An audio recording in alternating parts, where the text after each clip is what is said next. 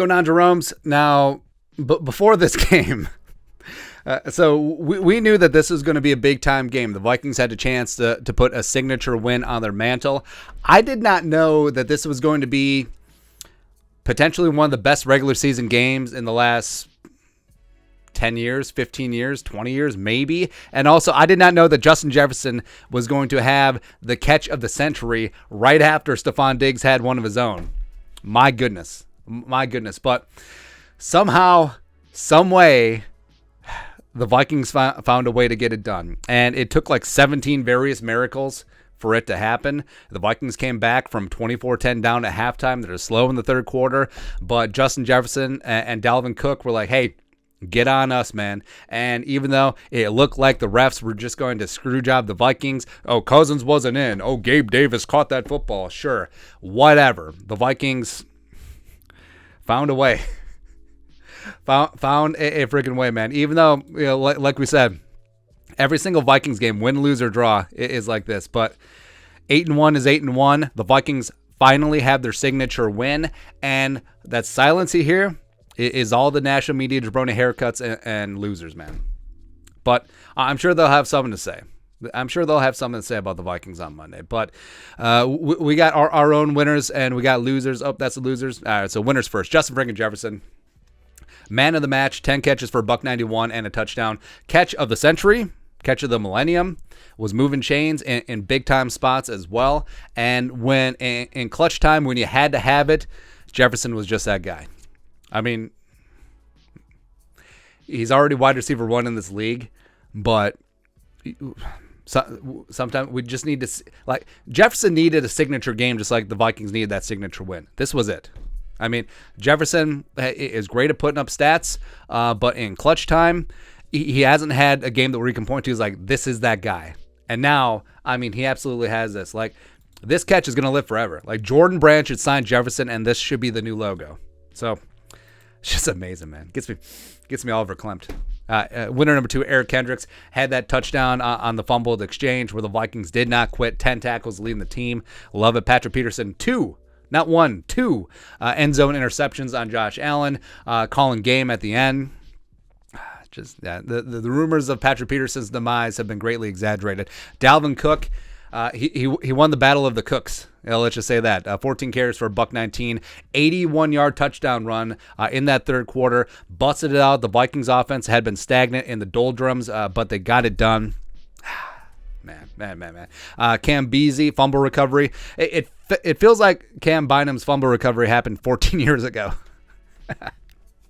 Daniil and Za'Darius each got a sack. They got it going in the second half. Harrison Smith, early on, he was the only one tackling. Only one throwing bodies out there, but had a nice block on the Beasley fumble return. Also broke up that pass to Diggs late in the second half. KJ Osborne, I mean, KJ doesn't put up monster numbers, but he gets it done in clutch situations. Had the third down conversion, the 4th and 1 jet sweep where he was just an absolute dog. Took a second, third, fourth effort, 17, fought through that. Also, big props to Adam Thielen, big props to TJ Hawkinson, we'll get to in a second.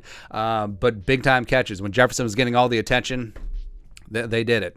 Kevin O'Connell scripting plays. Vikings marched down. Touchdowns on 6 of 9 opening drives so far this season, which is great. Now, we need to work on the rest of the game before the fourth quarter. How about that? Hawkinson in the second game in purple had a big 4th down conversion, 7 for 45 on 10. King Kene had a nice 39-yard return. Also did some good work as a punt gunner. And they got Darisaw, unfortunately, got dinged up with a concussion. Hopefully he returns before Sunday's game against the Cowboys. But he did a fantastic job against Von Miller and Boogie Basham when they were in there. Harrison Phillips against his former team did not quit. Was absolutely fighting and getting after it. And also they're using him as a pass rusher, which is kind of amazing, man. But he was one of the big reasons why. So he got a good jump on the snap when they were down on the 1-inch line. And maybe him getting off, maybe it helped Mitch Morse and Josh Allen fumble that exchange. And then Kendricks fell on top of it. Second half defense, despite the 2 3rd and 15s, it was bend but don't break, and they got some takeaways and got some big-time stops. Kirk Cousins in the second half, it wasn't pretty throughout most of the game. Kirk threw, actually 2 really bad interceptions. Like, the first one was whatever, the wind took it, and the second one was right at Dane Jackson, but In clutch time, Kirk, again, huevos. Again, he's not putting up the monster black and white garbage time stats, but when you need a big play, 8 will be your guy. CJ Ham, first rushing touchdown in 5 years, getting it done, man. Blake Brandel filled in extremely well at left tackle. There was one coverage sack where Ezra Cleveland basically pushed Boogie Basham into Brandel. It's whatever. And also they ran behind him a lot in the second half. So even if Darisaw does miss, hopefully he doesn't against the Cowboys, Brandel, pretty damn solid, man. And Stephon Diggs just reminded everyone that he's still one of the best in the league. One of the cleanest route runners. That catch was insane. So here's what's crazy about this game. Diggs' catch was probably it's up there with the OBJ catch. It's one of the best catches of the last 25 years. Jefferson's was 10 times better. Because not only did he have a one-hand catch, but he had to fight off the defender. It's crazy, man. But 12 catches for $128. He was amazing. Losers.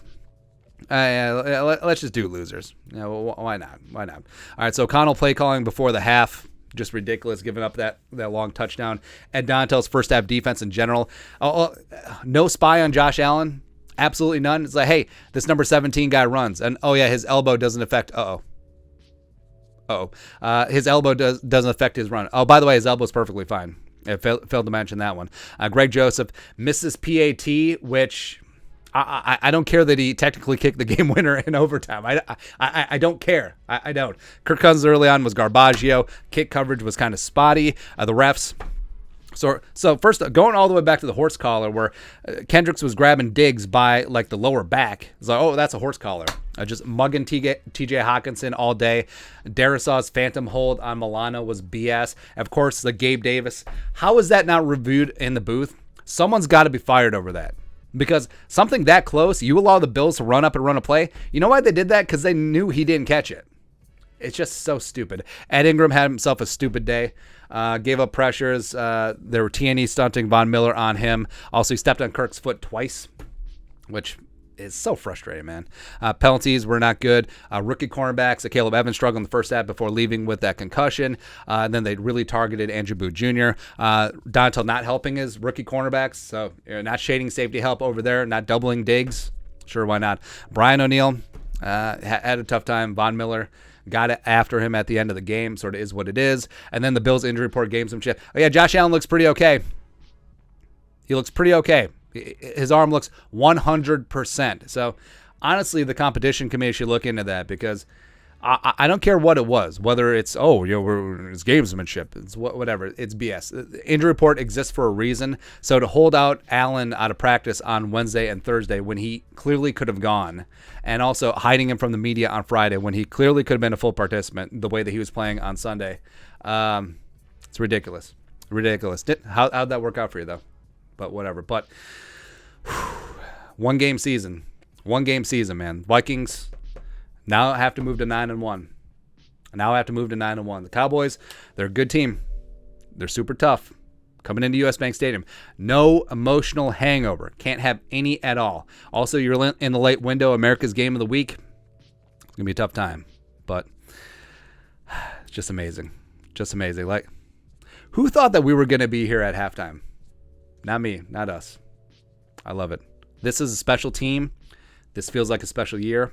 Let's not squander it, baby. But that's it. That's Vikings-Bills recap, winners and losers. Who are yours? Let us know in the comment section below. Subscribe for daily Vikings takes. Want to support the work? Put a little something in the Venmo. But until next time, Skol, production value.